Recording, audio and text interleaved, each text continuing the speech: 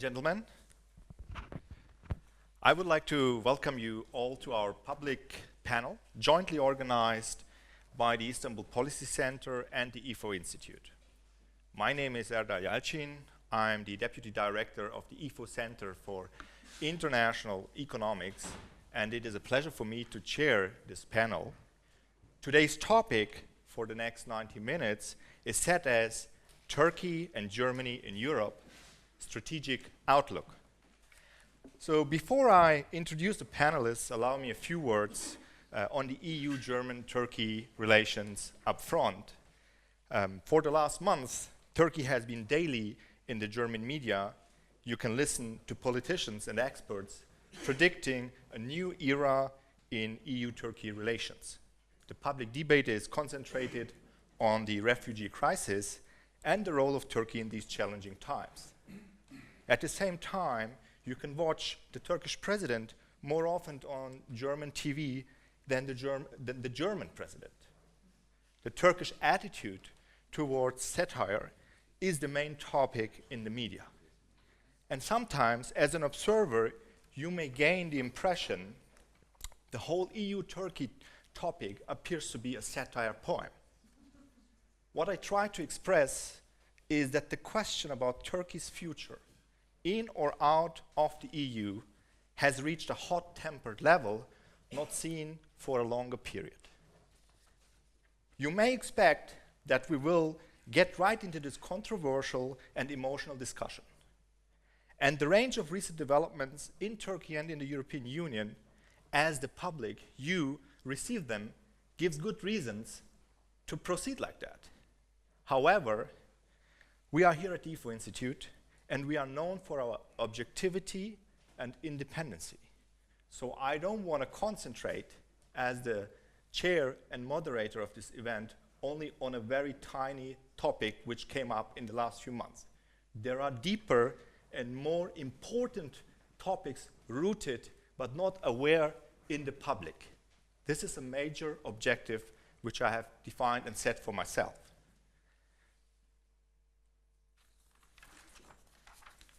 To make it short, there are existing success stories between Turkey and Germany in particular. But these are in danger. And on the other hand, the public debate is concentrated on the future theoretical options which rest between Turkey and the European Union or Germany.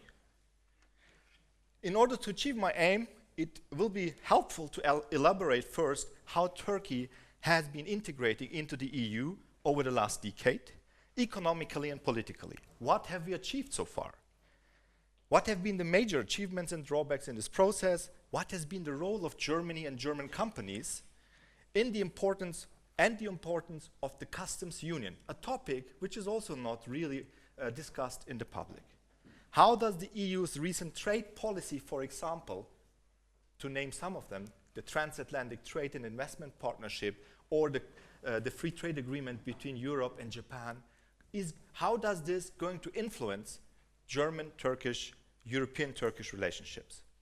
More generally spoken, it is important to sharpen the awareness that the EU-Turkey and EU and Turkey are in a situation which is risking to destroy the successful achievements of the past years. Germany can play a critical role in these developments, not only as a political power, but also via the existing well-established business connections. One major reason for this mentioned imminent danger of potential economic disintegration rests in the new economic policy agenda of the EU and less in this currently debated refugee crisis.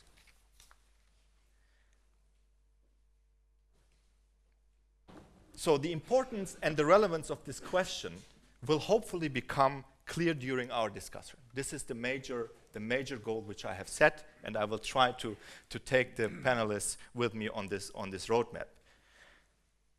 At the end of the panel, I hope that we all have an extended understanding of how a reasonable cooperation between Turkey and the EU can look like in the future.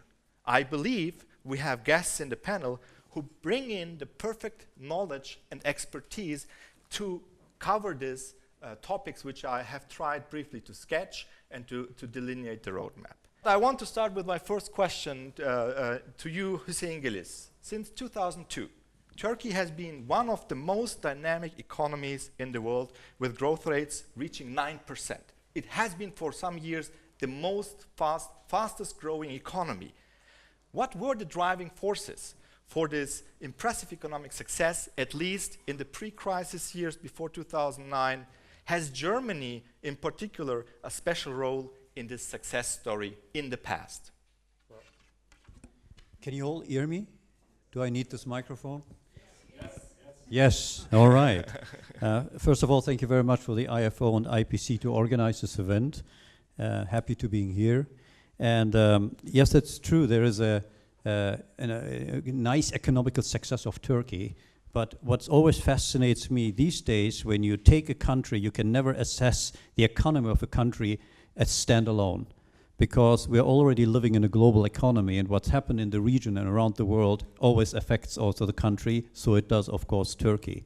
So during the time that you just now mentioned, in particular 2002, 2007, there was an average growth of 6.8%, and that actually is much larger than the long-term average expectation of the 4.7%. And I will just focus on the three main reasons. What were the three main reasons out of that?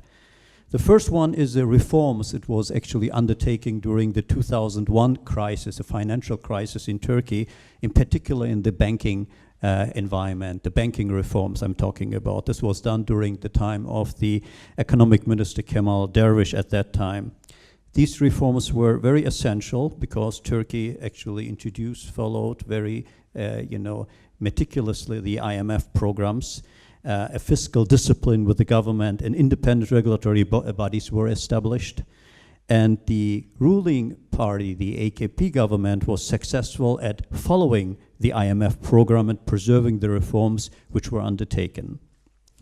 Now, the second one I like to mention is Turkey achieved a high growth during this time because also the global economy actually performed very well. And global growth rate exceeded during that time 5%, and almost all emerging countries were growing rapidly. As a result, of course, Turkey's exports surged and diversified into new markets. EU remaining one of the key markets, but also outside the EU, in particular Middle East, in Asia, was actually seen during that time. The third reason was Turkey's bid to join the European Union, and the AKP party and the government seems dedicated to make Turkey an EU member. And accession negotiations started in 2005, and the government made many micro-level reforms as part of these negotiations. And the economic impact was a surge in foreign direct investment, trust, parenthesis, into Turkey as well. I believe that all these three factors contributed to the economic success in the early 2000s, but I think there is one particular topic which we also should always include, and that is also partially the success of the Turkish AKP, and that was this inclusive strategy. Inclusive strategy, what I mean with that is the poverty reduced, health service became more available, especially for the poor, and social transfers to disadvantaged groups, and it increased. And successful social policy can be seen as one of the main reasons also that the AKP's popularity with that public also happened during that time. So it was the three key factors. One more time, it was really the global performance. It was actually the Turkish bid to the EU and reforms done. And it was, of course, also the economical reforms and banking reforms out of 2001 and policy, let's say, procedures and the following and of the fiscal disciplines during that time.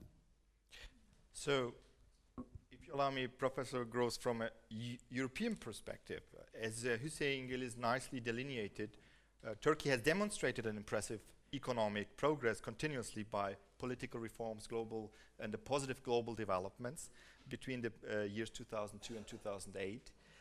What was the role then of the European Union on the other side?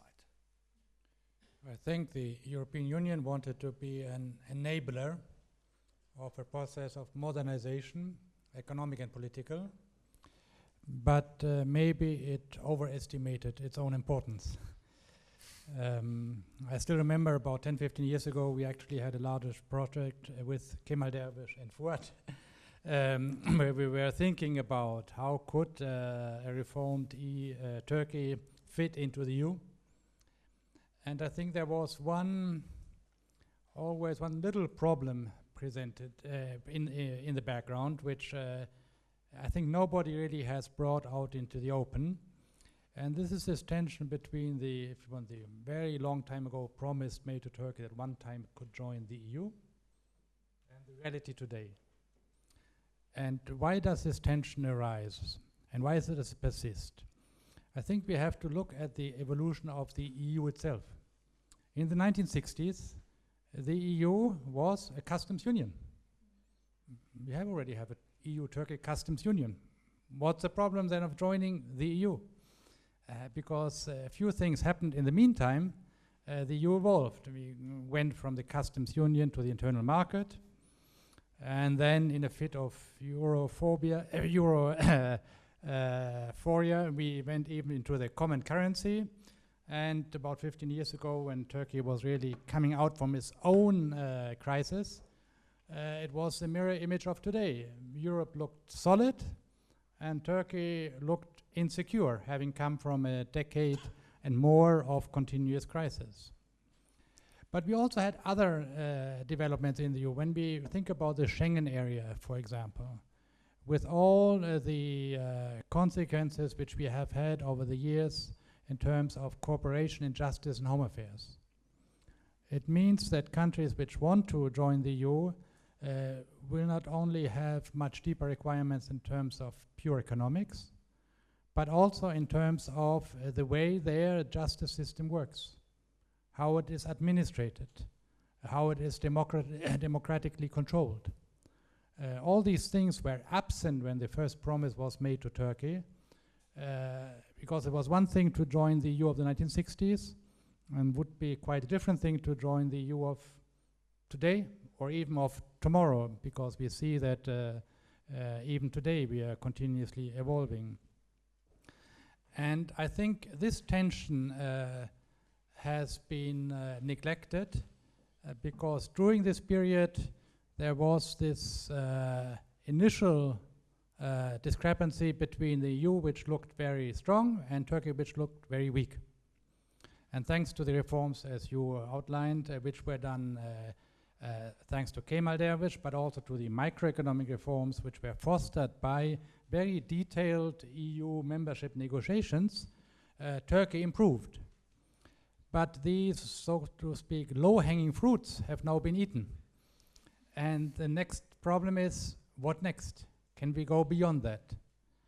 And I think here, and maybe we discuss that later, we come to this inherent tension between the pure economic part and the other part of the story, which is much more about the administrative capacity of a state, the democratic control of the institutions.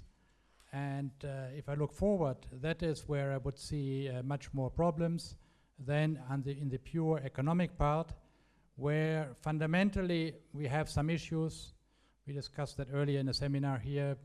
For example, we have negotiations for a transatlantic trade investment partnership, where outsiders like Turkey might in the end lose out. So there are legitimate grievances in the economic area on the Turkish side as well.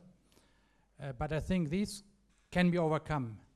What's much more difficult to overcome will be the question, what kind of state does Turkey want to be? Does it want to be a European state in all of the connotations that I've mentioned earlier? Or does it want to concentrate more on the pure economic potential between Europe and Turkey? So before I will come to these questions which you also raised, but to get another additional micro perspective. So we had this Turkish internal reforms and globalization and the European perspective. Stephen Young, you as the representative of a German company in Turkey, namely Bosch, and your company is producing and selling in Turkey and exporting goods not only to Europe but also to third countries. So just for this period, What were your experiences? How did the economic success in your company develop, and what were, from your point of view, major contributors, if there was a success also for your company? Yeah, I'd just like to wish everyone a good evening. Basically, in preparing for this, I sort of did a bit of research myself. I mean, you've always got these key figures in your head just in case you ran into your boss in the corridor at the headquarters. You've got to be well prepared, right? So I try to come here prepared as well. So to quantify your question, 10 years ago, our group turnover in Turkey was 1.4 billion euros. Yeah, 2006, Bosch made a total of 1.4 billion euros in Turkey, sales plus export. This year we did 3.4 billion euros. Yeah, so we've gone from 2006 1.4, 3.4 in 2015. So I think that's not a bad progress. Yeah.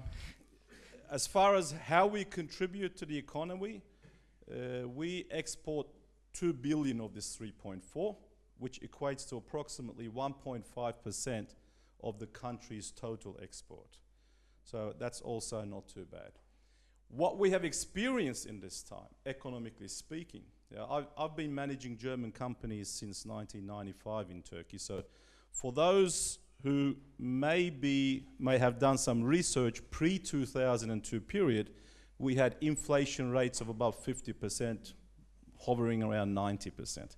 So when we closed off the balance sheet on the 31st of the 12th, and come in April sometimes, we wanted to transfer some dividends to Germany, and you fix it in Turkish lira for 4 months, your money is deteriorated, yeah? And I always had this difficulty trying to explain to my German colleagues how this can be, you know, and the Deutschmark and devaluation, the good old days, yeah? We had 9, 12 zeros at the end of the numbers there, and you couldn't fit them on balance sheet, so you had to throw away the 6 zeros anyway. So basically, since 2002, the economic development has been extremely good, yeah? What has this resulted in? It's basically resulted in Turkey going from around about 25th, 26th in the worldwide GDP ranking up to about 17 right now, approximately speaking. Yeah? It's created a pull effect in the market. We've been able to sell our products much more effectively and much more wider. By the way, German products do have a good name in Turkey. German engineering is well respected in Turkey. So we have a bit of a tailwind there as well. The customs union has been good to us, both in terms of import and export. We've benefited from that. That's no doubt about that. And recently, one of the in topics is being a hub, yeah, in the region. And we've benefited from that as well. As Erdal was introducing us in the 15-minute introduction, and I hope we can live up to this very good introduction here, raise the expectations. We were just managing Turkey until 2015, and we used a lot of these arguments and a lot of the benefits which the government also offers for companies to be hub centers there. We've now got, in addition to Turkey, 16 other countries, the Middle East, managing from Istanbul. And there's also benefits to that. So if we sort of put them down, domestic demand has been extremely good. The growth rates Hussein has mentioned. The investment incentives are quite attractive, and I must say the revisions we've had in the last 1.5 years for investment plus R&D, and we have in Turkey 4 state-approved R&D centers, 500 engineers working in them, and we export R&D from Turkey out to 22 countries worldwide. So basically speaking, we've been more than 100 years in the country, started off in sales, and now since 1972 we've been producing, and since 2008 in addition R&D as well. So I can say that as Bosch, we're quite happy to be in Turkey, and we will continue with our investments and our commitments in the country. So that's certainly a good news for Turkey, but on the other side, if you look from outside at the moment on Turkey, Professor Kamen, this is my question to you. This picture of economic success, and partly also, as Mr. Yellis pointed on, the political reform success is somehow appearing at least stagnant, or in the contrary, the government appears to turn back reforms accompanied by massive protests, for example. We even in Germany heard about the Gezi protests, just to name one. So what has led to this turnaround and the willingness of, for reforms or for this economic turn down, at least in the aggregate? Even so, Stephen Young points out that his company is still optimistic, but as an economist, we see numbers not that optimistic for the whole economy. Let me make a couple of points to answer those questions. Of course, as Daniel Gross said, since 2000, when Turkey was received the candidate status, 2002 the conditional acceptance, 2003-4 democratic, administrative, and constitutional reform process to meet the Copenhagen criteria to start the full accession negotiations, and then 3rd of October 2005, the starting of the full accession negotiations up to today. When we look at this 15 years journey, we see that definitely the EU anchor in terms of Copenhagen political criteria in the area of political reform and democracy, and the Maastricht criteria in the area of economy has been extremely important for Turkey. And as Turkey was anchored to EU 2000 to 2010, Turkey's political and democracy performance has been good. But at the same time, Turkey's economic performance has been good too, because one area that was crucial in the Turkey-EU relations, which found its expression in the World Bank, inclusive growth and shared prosperity.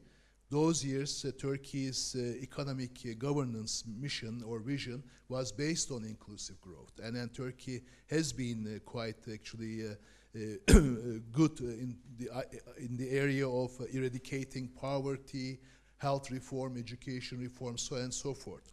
But interestingly, last couple of years, we have drifted away from the democratic and political reform.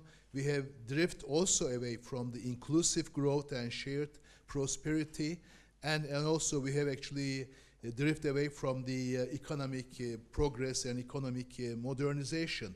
And as a matter of fact, when we look at those areas in which we have experienced drift, of course, Turkey-EU relations and Turkey-EU anchor got weakened.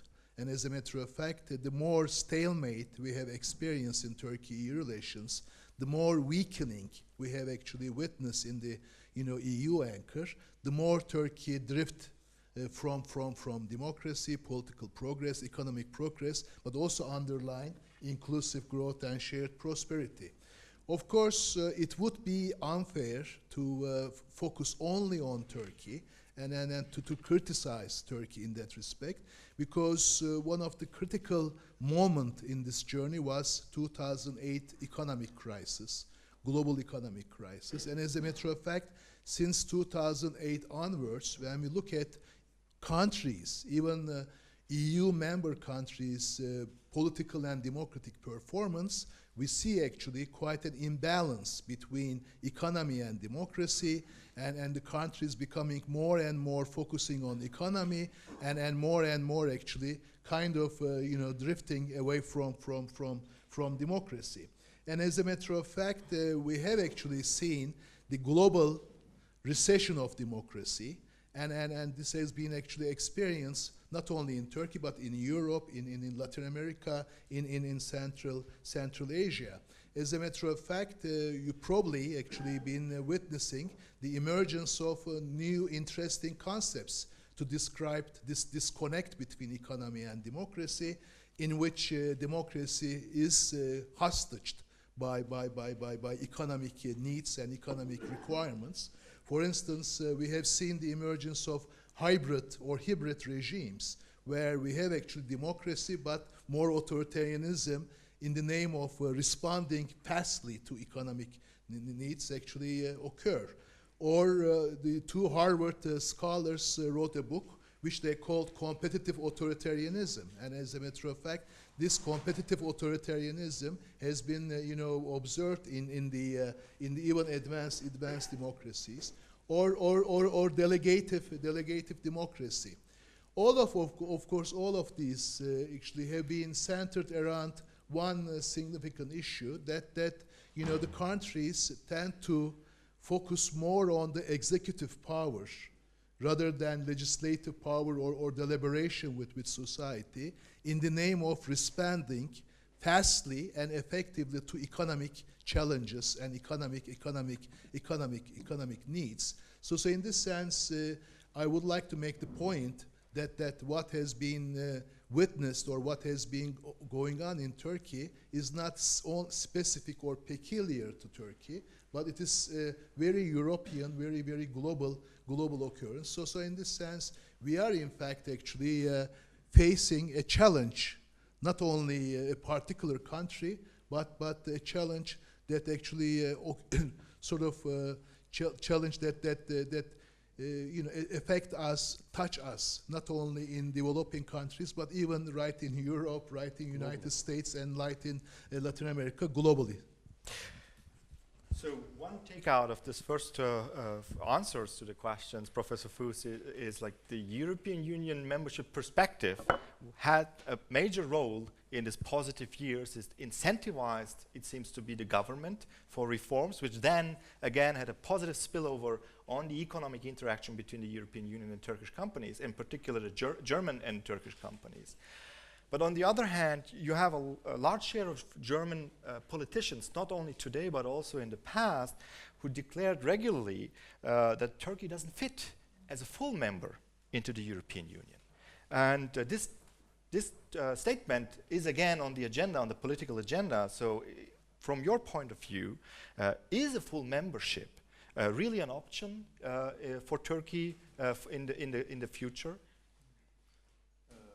Thank you, Erdal. The micro, please. Thank you. As Erdal Yalcin just said, I'm not Markus Ferber, which is a pity, because he is, first of all, much more knowledgeable about these issues, the political issues, than I am. And secondly, I think it is, there is a key issue here, which is maybe best characterized as the narrative about Turkish EU relations over time. And so that means probably not so much Turkey as it is today, but Turkey as it is perceived in Germany and in the European Union. And I would just like to talk a little bit about what my perception of this narrative is, which may be misguided, but it's at least I believe it's the perception of many people.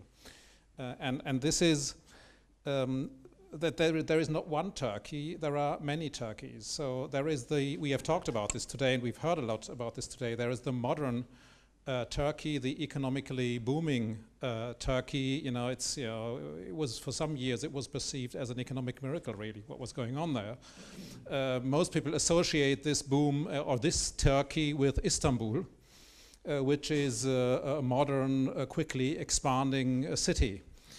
This is a very positive, for most people in, let's say, Middle Europe, this is a very positive perception of Turkey. But then there is also another Turkey, which is a backward Turkey, maybe a rural Turkey, a Turkey leaning more today than 20 years ago towards mixing up religion and politics, the Turkey where the right to demonstrate is not secure, and a Turkey where a leader loses an election and starts a war on the Kurds.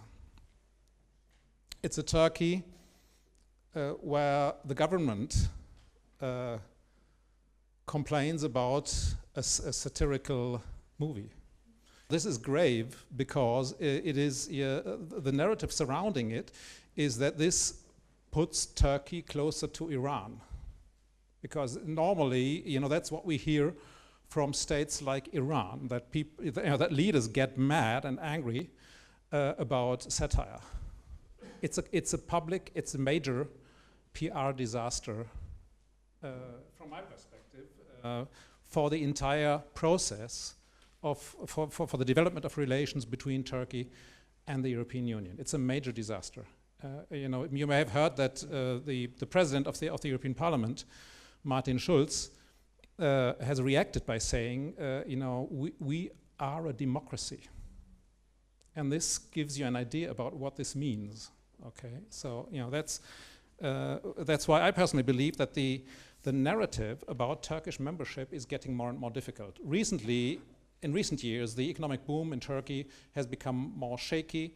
There is still the idea that this is a very competitive, booming economy, especially if you compare it to the Eurozone crisis countries, which have huge problems and are lagging behind, and so on. There are countries in the EU with lower per capita incomes. This also helps, but for all of these reasons, I think that it will be very difficult to sell the idea of full Turkish membership in the European Union. I mean, what you believe might help is the strategic side, the foreign policy side, because Turkey, as we've heard, is so important. We have the refugee crisis. Turkey is a very important NATO member, but there you go. The European Union is weak in foreign policy. Foreign policy is a lot about NATO. So a lot of people will ask, why do we need Turkish membership if we have NATO? So I believe 10 years ago or 15 years ago, the narrative for Turkish membership, the room for politicians to make a convincing case for Turkish membership was a lot better than today. So there are good reasons, and you gave a sketch why German politicians rightly maybe also are skeptical about a full membership. The alternative would be to deepen the economic success story, at least. But on that side, Hüseyin Geliz, the customs union that was mentioned of the representatives of the business world and also by you, the customs union has also a problem within the way how it has been constructed between the European Union and Turkey. Can you give us a short sketch of this problem? Why the success story, in particular between German companies located in Turkey, is endangered in this specific type of customs union? I will try. As a representative today as TÜSJAT, or as Siemens and my friend Steven for Bosch, I think most of us, we totally, fully support the initiative to modernize the customs union between Turkey and the EU. But on the other hand, modernization of the customs union should not be mixed up with the full membership to the EU, or should not replace it itself. But it's more, from my point of view, certain steps towards, let's say, an association to EU, to get closer to each other. What's happening just now also, it's very important, is that even the EU has to look into their own structure and say, do we want to continue like this? Because it's a trial and error, a beautiful idea. Still, I think it's a great idea, the EU, and one of the best ones that we have globally, but it has also certain flaws and needs to be probably re-looked at. So that means we are not only talking about modernizing the customs union, we also probably have to openly discuss about the future structure of the EU, where we see Turkey definitely being actually a full member, a party of it. But what kind of structure, of course, we have to see in the years also to come. Now, custom unions, it's very interesting. When Turkey signed the custom union, Turkey gave up its trade policy sovereignty. And interestingly, Turkey has no say in determining the trade policy of the EU today. So you signed an agreement, and with this agreement you also say, all the other trade agreements coming after that one, I will grant them, I will actually be behind them. But what kind of impact does it have to your economy? And the TTIP is actually a paradigm of that, because the TTIP, that means the trade agreement in process between the EU and the United States, does not grant countries like Turkey that they will actually be protected by this process. In case it's not discussed, they can be harmed by that. And that is actually a good example of that. And here I think what is very important, that during this process of the TTIP also, that the agreements, the trade agreements which exists today between the EU and Turkey should not be harmed. And that is actually just short examples of how actually a trade agreement can actually also bounce back to the other agreements, because what we also were talking in our short seminar outside there, the core topic is always what is really the intention. The intention is closer relationships, closer trade relationships, closer economical, political, let's say, cooperation, standardization. And from that point of view, I believe Turkey plays already a very important role and should also play a role going forward. Thank you. So, Stephen Young, there is skepticism towards a full membership on the European side. So progress in the near future looks difficult. The customs union has been a success story, but with these new regional trade policies of the European Union, such as TTIP, the Turkish government is seriously thinking of stepping out of the customs union, transforming it into free trade agreement. Others are asking for a customs union deepening. So can you give us, assess potential impacts of these strategies which are discussed at the moment, and what this would mean for these good perspectives which you mentioned? Even in these difficult times, your company has good expectations, but what will the institutional changes taking place on the economic side, namely the customs union, be for your company? Yeah, basically the principle that every penny counts. Success doesn't come automatically. So the figures I gave in the first round, they did not happen automatically by downloading an app and pressing a button, right? So we had to basically compete against many other locations around the world within the group to attract such investments. Yeah? And that means you have to have a competitive edge if you're going to go out and say, I want this investment to be made here in this country. So with this TTIP agreement, and Turkey being left out of this TTIP agreement, we stand the risk that companies like our companies will no longer be as competitive as they were before. So that's a risk. Yeah? We try to quantify this risk. This means to us, as is today, 140 million euros for Bosch in Turkey. Yeah? So basically, that is a significant amount of figure. What our preference is, we would not encourage the government to step out of the customs union. We would not encourage the government to go into a special or another free trade agreement. We would encourage the government to utilize what we have as today, which is a good basis, yeah, and build on this base by deepening it and do everything that we can to get Turkey included within this TTIP. Yeah. Otherwise, I go back to what I said before, we run the risk of not being competitive. This is in the short to mid-term. However, in the long term, I would strongly encourage that we continue our path towards full EU membership. Yeah? Doing all the things, doing all the reforms that we need to do, which I think will benefit the country economically, both for FDI and for domestic improvements as well. But this is not going to come overnight. It's a long haul, a long way. Some painful decisions need to be made. Some changes and reforms need to be made.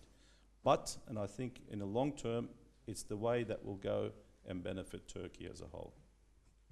Engels, you want to join? I want to add into that, because the topic is actually with this trade agreement, it's not only between Turkey and the EU. The same thing is, for example, the Canada and Mexico can also be totally affected by that, because we're talking about a trade agreement between United States and the EU, but what happens to the, let's say, trade agreements of those countries? So they will be all affected by that. The number that Stephen just now gave, this could be, worst case scenario, also a loss of 20 billion US dollars to the Turkish economy overall. So I think, therefore, it requires much more a clear, transparent communication and awareness that trade agreements need actually have a different aspects, a different dimensions, and a clear understanding of the impacts of other, let's say, communities in the region. I think that's the key message itself.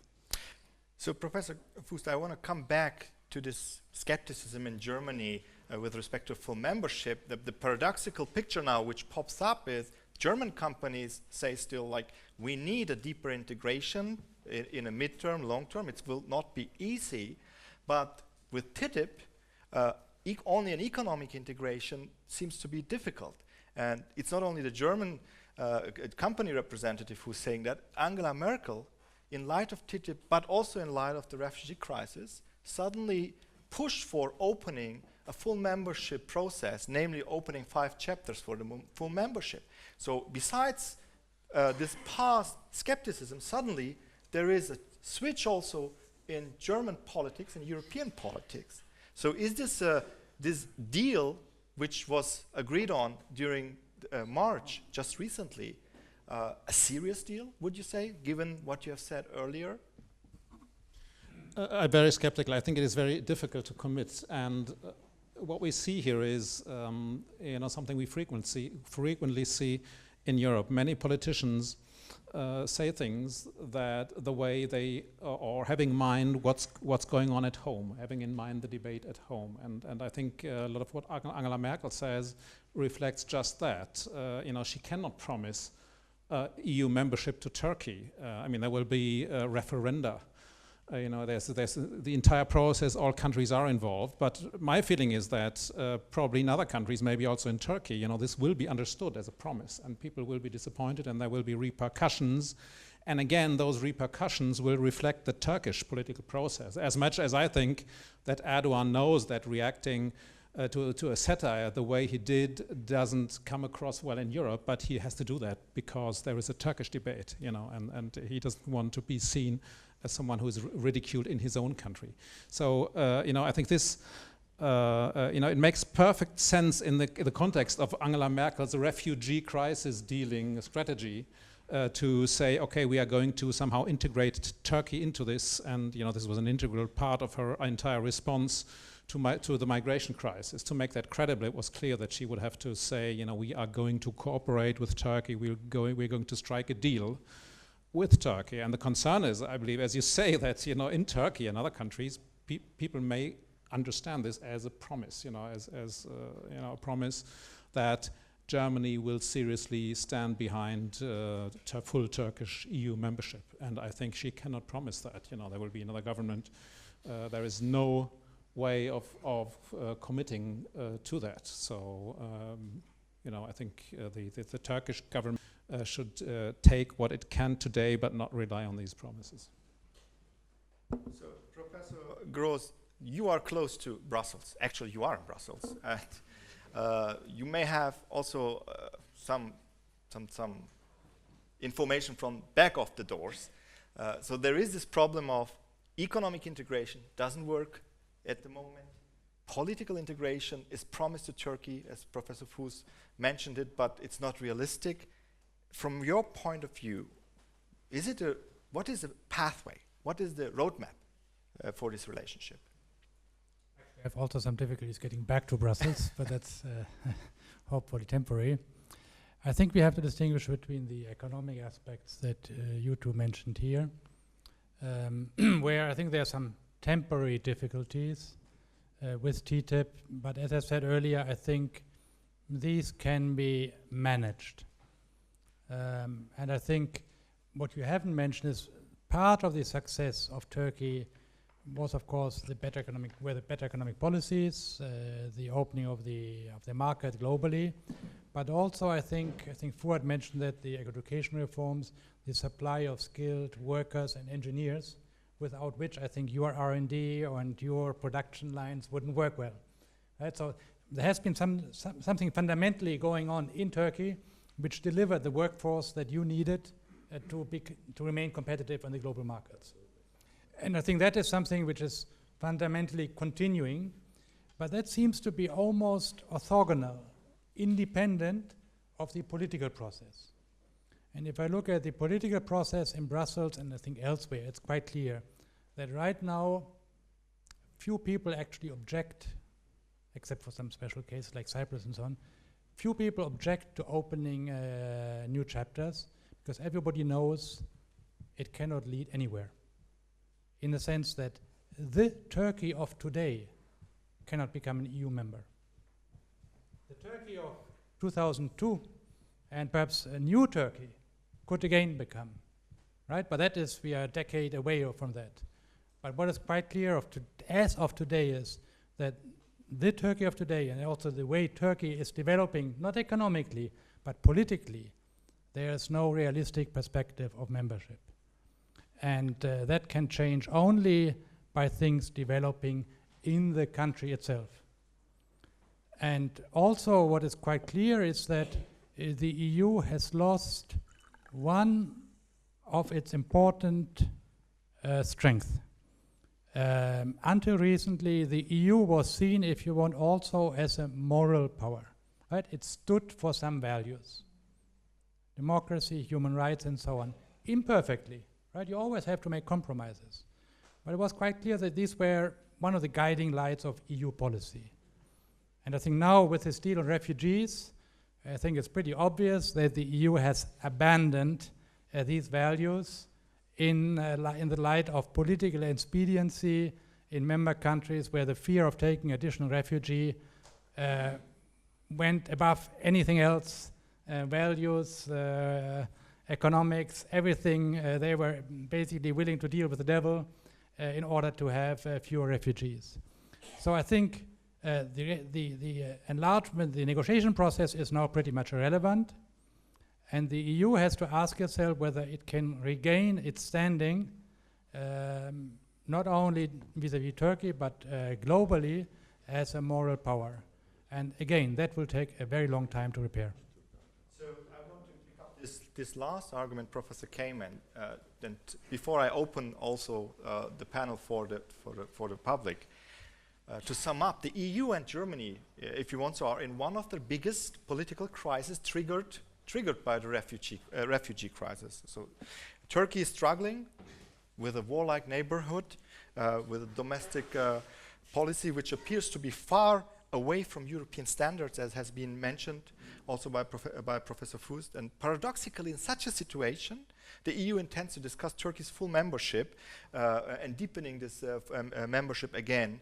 And at the same time, in Europe, we see an increasing national orientation, not only on the European level, also within Germany. You have political powers on the right increasing. So I want to bring up one last argument, namely a democratic process. So have policymakers completely lost the link to the voters both in the EU and Turkey in this crisis, in times of crisis?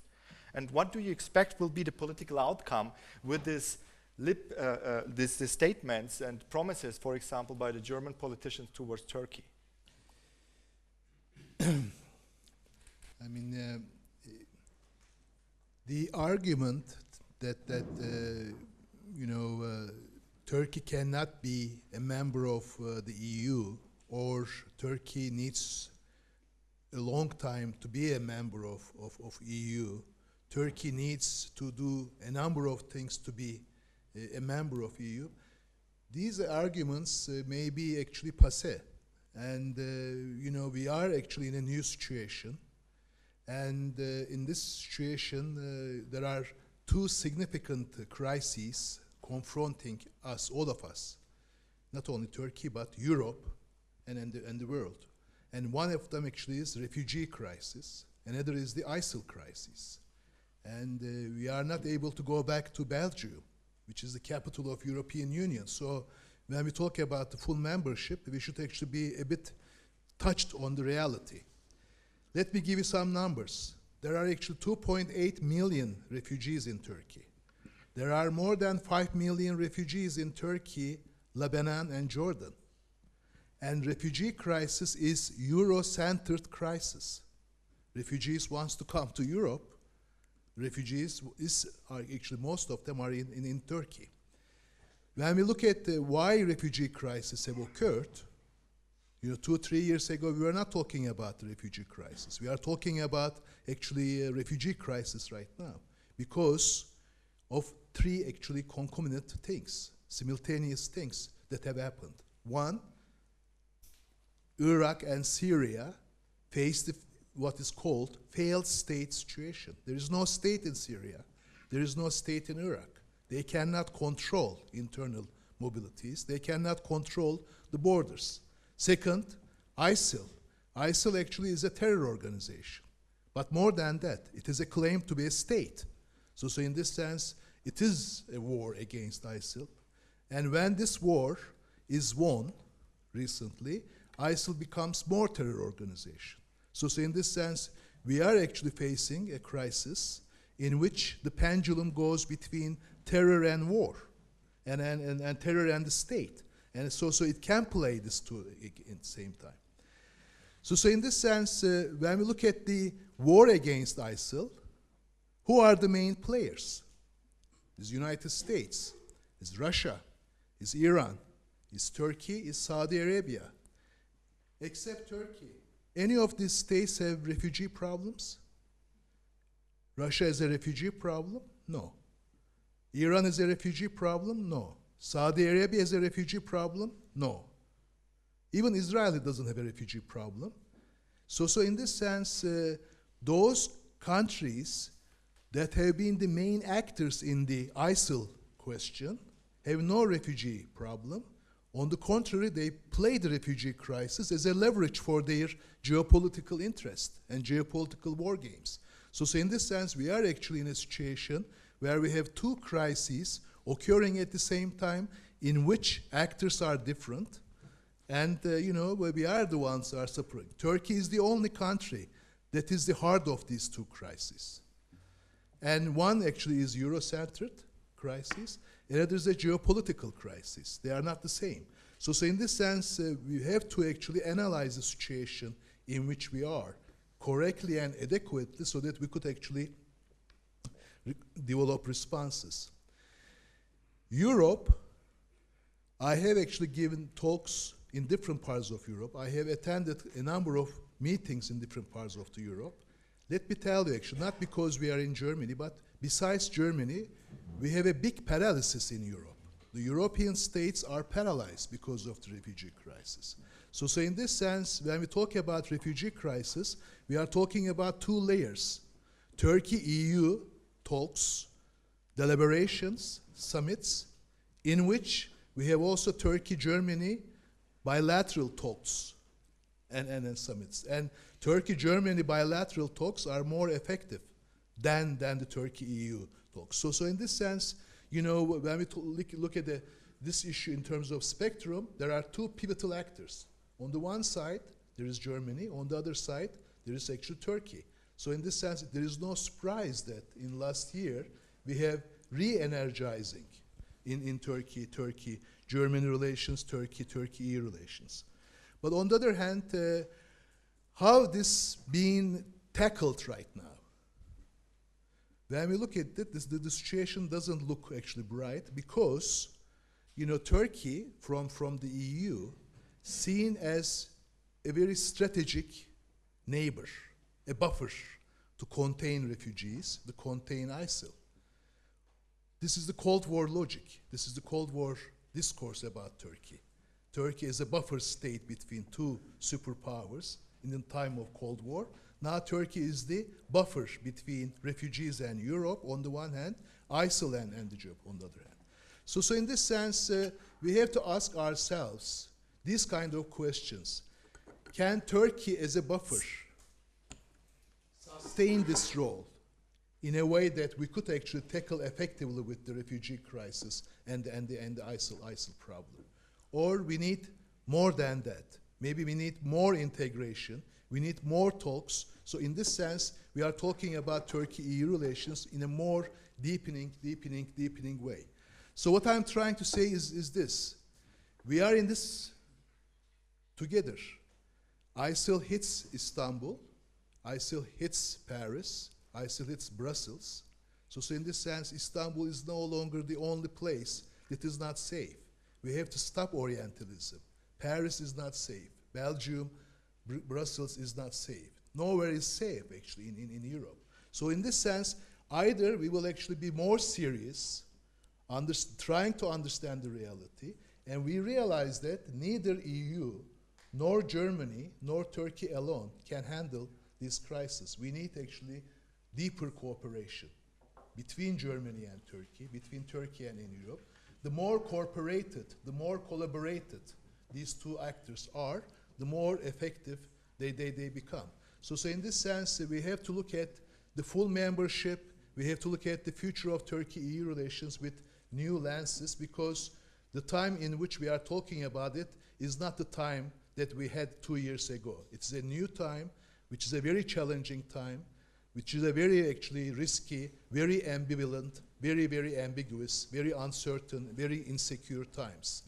So, Professor Fuß, you want to add? Yes, maybe just a short reaction. I fully agree to what you say about the various crises Europe and Turkey are facing. I guess the trouble is that the EU is not one state like the US. It is a complex organization and a rather inflexible one. And if you look at how Europe has reacted to crises in the past, or to requirements or new initiatives, it has reacted not by using its own structures, but by building up intergovernmental structures. We have built up the ESM as a response to the Euro crisis, which is not an EU institution.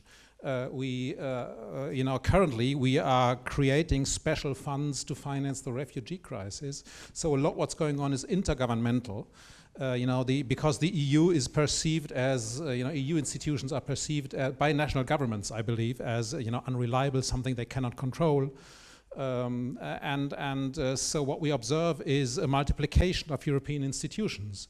In my mind, it is almost this will continue to be a reaction to the refugee and security crisis, which would mean, applied to the Turkish case, I'm afraid, that there will be new arrangements, special arrangements with Turkey, maybe focused really on the one side, the trade issues and economic issues, but then also really focused on the security issues, on the police, secret service, military issues. This is, I believe, a lot easier and more pragmatic for most policymakers. Is it healthy in the long term? Maybe not. Maybe it is a grave mistake to deny permanent memberships for various reasons. But it is my feeling that governments look at what they can fix within the next year, years, and that says let's build up new structures. But when we read Jean Monnet and when we look at the journey of the European integration, as you said, it's an intergovernmental, but it started with coal and steel, then spillover effect and mood. I think we should actually open the chapters. We should actually create the re-energizing between Turkey and EU. And when we look at the situation more in terms of security and economic concerns, we have to link them with democracy, with rights, because we know that from the previous experience of Turkey, 2000-2010, the more Turkey is able to connect security, economy, and democracy, the more better Turkey is in terms of its perception, regionally and globally, and the more better Turkey performs in the areas of democracy, economy, and others. So in this sense, this whole European integration journey, as far as I am concerned, gives us clues as to how to proceed in a way to be successful against both the refugee crisis and the ISIL crisis. They are intertwined, but I have to underline that they are not the same crisis in terms of the actors, in terms of the intention of the actors, in terms of what is going on in both areas. At this stage, Professor Kremen, you summarized perfectly actually and confirmed that we fulfilled the aim which I defined. There has been a successful period which is now in danger on the economic agenda, and it's not easy to solve this by simple political full membership promises which cannot be achieved, also with credible arguments. So I want to open now the panel to questions from the public, and I'm sure there is urgent need for some questions. It's Michael Klaus, independent analyst and wealth manager. Regarding, in a nutshell, put it up front. Again, it seems that the real problems of the relationships between the EU and Turkey seem to be on the political, rather the economic side. And the question is, are we now having a political problem within the EU? Does the refugee, or to what extent is the refugee crisis, let's not say triggered, but at least aggravated by the responses or inconsistent responses between the EU members, and especially by the isolated response of the German side. Does the German response to woo the refugees, to solidarize with the refugees and to attract refugees, not totally inconsistent with the perception of how the other EU states perceive themselves? And in effect, does the German response not threaten to undermine the foundations of not only the EU but the nation states as such in the EU, and that this means in the it's totally irrelevant whether Turkey becomes a member of the EU if the EU doesn't exist anymore in a few years' time, as it stands. Well, that would be a very dark prediction, but this also, it somehow gives an impression how the sentiments in the public and in Germany are. So, Professor Gross, Professor Kemen, maybe you can.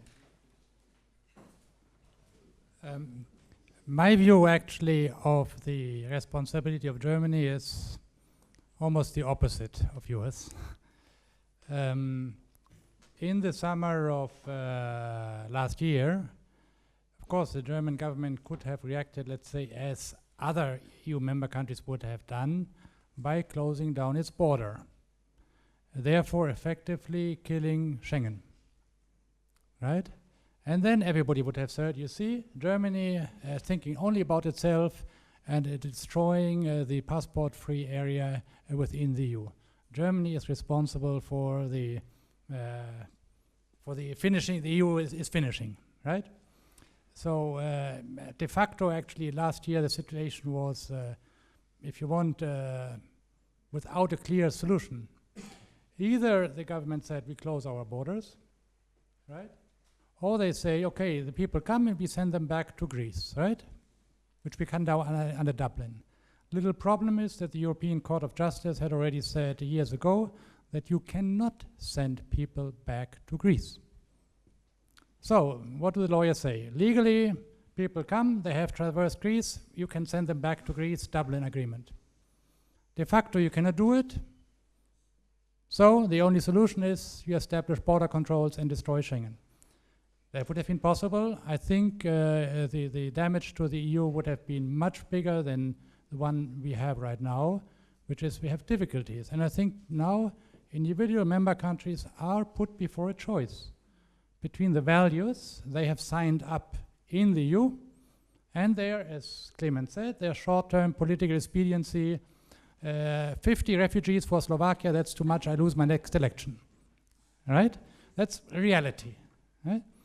And they made a choice, which was quite clear. But I don't think that's the responsibility of the German government. And the choice which was done in the end to say, let's try for a European solution, however imperfect it will be, I think would have been better than having the Schengen zone basically being dismantled already last year. Your last point about the future of the EU, I think is important, and it is not only conspiracy type of theory, nor over-exaggerated statement to say that we might face a new Cold War. We might be in the Third World War in a different way. I think we should actually take very seriously the refugee crisis and the, sort of in relation to the ISIL crisis.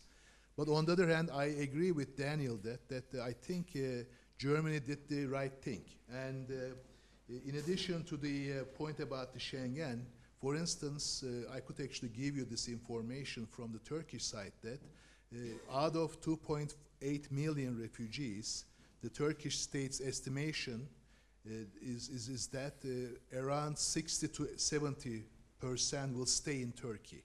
So we are talking about actually 2 million refugees in Turkey, and our population is 79 million. Right now, actually, in de facto is 81 million. And the government is now taking it much more seriously because of the process which started with the German, intervention in it. And we have actually a bunch of programs being developed in terms of need assessments, inventories, labor, labor new citizenship right, labor rights, so and so, and the location of locating the refugees around Turkey, and there are actually at least 7 areas in which Turkish state is working on the refugees in terms of thinking about them as a stable, staying part of Turkish population. So all of this being made possible, because of I think that the German, act to take this seriously and to engage it in a serious way, and also in terms of the fight against ISIL, right now we have actually much more serious attempt to actually contain ISIL in Syria, in Iraq, and maybe you are following the events actually in Iraq. So in this sense, I agree that the German position, rather than be wrong, I think was the correct way of dealing with the situation. You want another question? There at the, yeah. I saw you. I don't know whether it's the right phrase, but in Germany we have a phrase saying to spill the baby with the bathtub. And you wanted to save Schengen, you wanted to save the EU, but just by wanting to save it, didn't you kill it? Because in effect we have in Europe, we know all that we have one failed state at our eastern, southeastern border, and that is basically for years already pretty obvious, and confirmed by the IMF today as well. So this complicates the problem in some extent. Shouldn't we not admit to that and say we cannot deal with that? We have to close our borders at least to these loopholes, put it like that, to save the rest of Europe.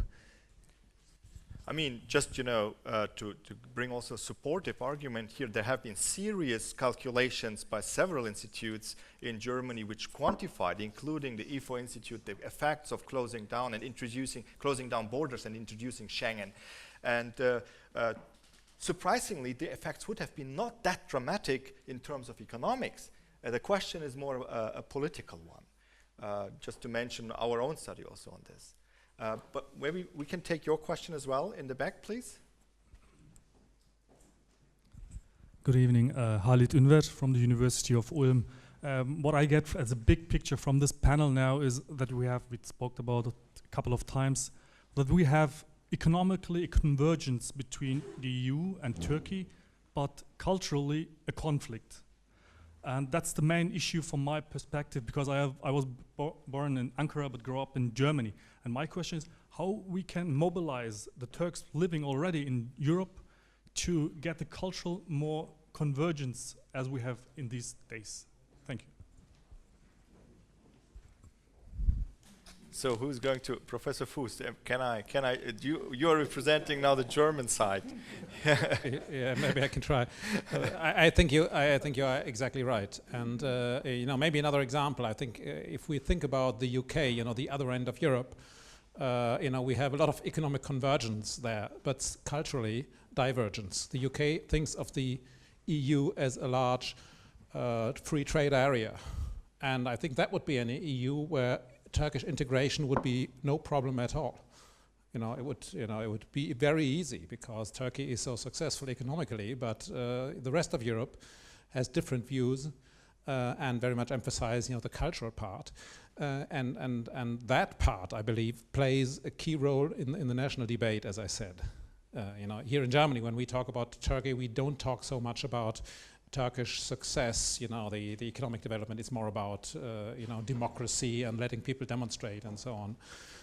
So that's why, I continue to be pessimistic. If Europe was one country, as I said, and if we thought rationally about the future, we would probably say, okay, here is Turkey. It is in this critical situation, in a buffer state situation, and if we do something, maybe integrate it, things will get very bad, as in the case of Greece.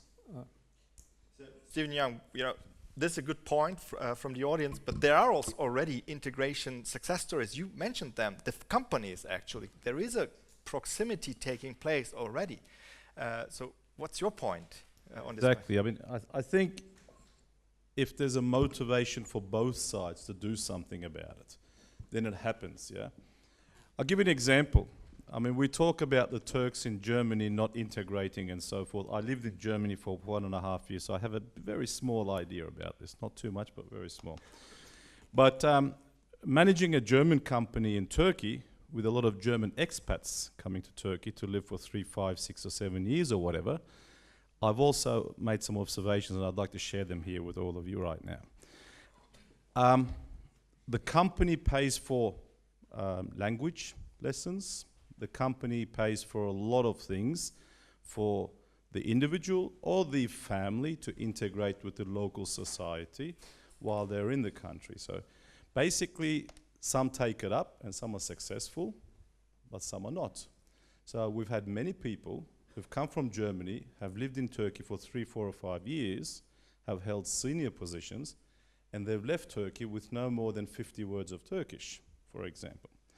So basically, it takes two to tango. So to answer your question, I think in such cases, you sort of need to have a look at both sides, the push and pull effect sort of thing. But it's not something that's not possible to do. On the other hand, I've got some German friends who've come and learned Turkish and are extremely fluent in Turkish. They can even tell jokes in Turkish. Yeah, the South, like the Ostfriesland, they also have the Black Sea jokes in Turkey as well. So basically, you've got to make some effort on both sides to do it. And I think cultural diversity is in. Yeah, we've got to break down walls, not build walls. Yeah. So I think you can't get anywhere in the society with building more walls. I think open, transparent societies are the way to go. I think, Gilles, you can also give a picture on that. I think we should be very careful not mixing up culture and values. I don't think we are all trying to have one global culture. That's not what we want. We want a global mosaic, a tapestry. But we need actually common values. And we need to actually always work on that these values, or Werte, as we also say in German, right, are actually aligned and balanced. In case we have a major discrepancy on the values, then we have an issue. And it's not the language, it's not actually the religion, it's really deeply rooted values and how these values actually fit into each other. I think that is very, very important. My company, Siemens, has been 160 years in Turkey. 160 years, and I think the different cultures in that country made us also successful. And but we always had actually common values that we also believed in, even in business. Our topic now here is more the economy and not politics, but also in business we are looking for a clear understanding of values related to quality, to, let's say, reliability, etc. So those are these topics that in business we actually follow. So difference, culture and value from my point of view. So another question from the audience.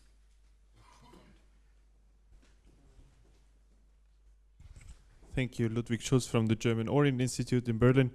I have especially a question to Mr. Gennis and Mr. Keiman concerning, let's call him the elephant in the room, which we didn't mention yet so far. Maybe it could be also over-exaggerating, at least when we think about our media and the reportages about Turkey, which is, of course, the president. And the way he is running the country, or at least the way he is perceived to run the countries in the West, which obviously not only for the business but also for civil society and other parts of, let's say, public affairs harms, obviously, the image of Turkey. And I would be curious about your stance and your opinions how we can put more focus on other actors in Turkey, away from the president, more towards, of course, civil society, towards the business, towards TÜSİAD and other groups, which do also represent Turkey. But of course, when it comes to public opinions and public affairs, I think this image that is created increasingly in Western media about Turkey harms also the relations, and it's also a difficult issue on political relations, because how do you want to sell a deal with Turkey in the refugee issue, for instance, credibly towards your societies in the West, when the next day is, of course, the president is whatever, harming the country and his own politicians in a way. Thank you. Yeah, to add to your question, this event as such is an example of the civil society initiatives. Mercator is highly active, supporting the exchange between Turkish and German academics, and this is one example. Yeah. You know, the media, we're living in a wonderful time of, let's say, communication. In the past, when we grew up, it was the radios and then the TVs, and then we had the internet, and now we have a social media. Everyone can communicate every moment, every second, whatever they want. So therefore, also the press can actually communicate, analyze whatever they want. And I think I do not have a problem with that. There is, on the other hand, a perception about Turkey that it is only actually one person who is running the entire country. I don't believe that's correct. The Turkey is actually, has lots of, let's say, leading capacities. They need to deal with their issues. Yes, they have an outspoken president, that is correct, but I would not accept, for example, that this country is only run by one person itself. It appears like that. There are disagreements, they need to be talked about and argued, but really fundamental to the topics itself. Sometimes not easy, because here you again come into different cultural aspects. I lived 50 years ago in this country. I lived also in Bavaria and in certain other areas as well. And I also remember in the politics and in the, let's say, economy, there were very strong leaders. But it does not mean they were running the entire, let's say, system itself. Therefore, the media can report it like that, and it's attractive. Like in the United States, one of the core topics just now is Mr. Trump.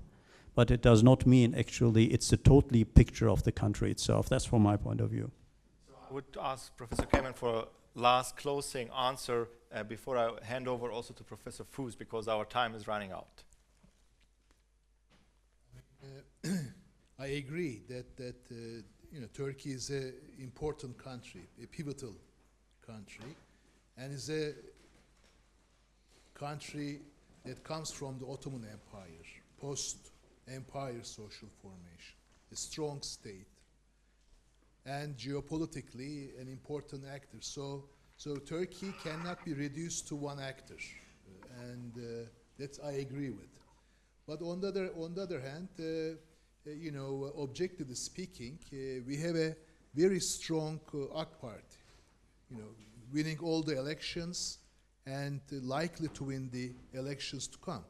In academic circles, including myself, we actually call it a dominant party, like Swedish Social Democrats after the Second World War, Liberal Democrats in Japan after the Second World War. So in this sense, we have a very strong party and very weak opposition. So in this sense, a couple of years ago, we were actually focusing on only this party, and we were talking about the equation between Turkey and AK Party, whether or not it is a healthy equation. But because Mr. Erdogan wants to shift the parliamentary democracy to presidential system, then of course the focus has also been shifted to Mr. Erdogan, because presidentialism means the very, very strong executive with president. and he is the president right now. So he's the first, president of the presidentialist Turkey. So in this sense, there are also objective reasons where we also always talk about Mr. Erdogan, and also it is a very charismatic, very effective, very assertive leader, but of course I cannot bore you with details in Turkish politics, because it's a big country, complex country, cannot reduce one actor. And with a strong government, strong AK Party, now we talk about what goes on in AK Party, whether or not there is a kind of a tension, negotiation, deliberation between Mr. Erdogan and Mr. President, whether or not we have two-headed, the governance kind of thing. This also explains the complexity of the situation. But on the other hand, let me actually make a plea to finish. If we have a sort of a stronger, deeper, closer Turkey-EU relations, then we don't talk about Turkey with reference to one actor. We talk about Turkey as a possible candidate for the community. And in that sense, actually, we have to criticize also the other actor, which is the EU, to actually make sure everything to stop this, relationship, this negotiation. For this reason or that reason, Sarkozy has one reason, Cyprus has other reason, Merkel is other reason. So in this sense, all of these things actually also, made Turkey kind of a country in itself. Then, of course, create the situation for the charismatic leader. Right? But on the other hand, we have to. You refer to Donald Trump. One could refer to Putin. One could refer to Uban. One could refer to all bunch of actors or leaders. And so there is no one Erdogan. There are many Erdogans. So in this sense, what we are facing right now, in terms of this push from society and from actors to have a strong executive to deal with economic challenges, is not a national issue, it's a global and regional issue. And unfortunately, even advanced democracies, have that kind of risk right now, that leaders tend to act more like presidents than the leaders of the society at large.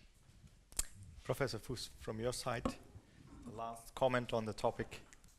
Even if this strains things a little bit, let me come back to the parallel between the British situation and the Turkish one. There is a concern that the British referendum may go wrong, that out may win, the reason being that there are too few people in the UK who are really passionate about Europe and who stand up, who argue in favor of Europe. And I'm very glad we are having this debate today. I think something Stephen Young just said is very important. These are times to bring down walls, because setting up walls is something that seems to be happening on its own. And I think these debates are very important, and they must be open, they must be controversial, but they are very important. But I have to say, I wonder who in the EU is passionate about integrating other countries, including Turkey, with all the difficulties we have. Who is passionate about bringing this country into the EU with its value, with its perspectives, which are still there for progress? I think we need people in the EU who are passionate about this, and I think we need people in Turkey who stand up. And I don't know the Turkish debate well enough. Today I've learned that there are people in Turkey who are firmly behind and who support this agenda. But among the leading politicians, among the population, I wonder, are people passionate about coming to Europe, or are they passionate about going somewhere else? I think this will, in the end, much more than these rational economic arguments. Is the currency union or is a customs union a good thing? I think this will decide this game. Now, as I said, I'm absolutely delighted that we have had this debate. I would like to thank our partners, the Istanbul Policy Center and the Mercator Initiative, and in particular Erdal, who put this together from our side. And so I pass the floor to you for final words. After a long introduction, I make a short closure to sum up. I think the plea of Professor Kayman gives a good closure, and it also shows I try to keep the topics not too broad, because as you see when we started to discuss, the dimensionality of the relationship is so complex, but with the economic focus and also this refugee-triggered integration debate, I think we discussed about the core issues, and a message I take from this discussion today is integration. We should not give up the integration. The question is how to integrate, and that was also of all the members of the panel explained directly and indirectly, step by step. Maybe we should not talk always about either full membership or nothing. No, there is need for strategic partnership in the refugee crisis, in economic issues like in light of TTIP and so forth. So that's a core message. We have to cooperate. And with that, I thank you. I thank IPC for this joint work. I thank for the initiator actually of this event, which has been Professor Ebru Turhan, also a success story, a professor at the German-Turkish University in Istanbul. Ebru, maybe you can stand up. You know, there are.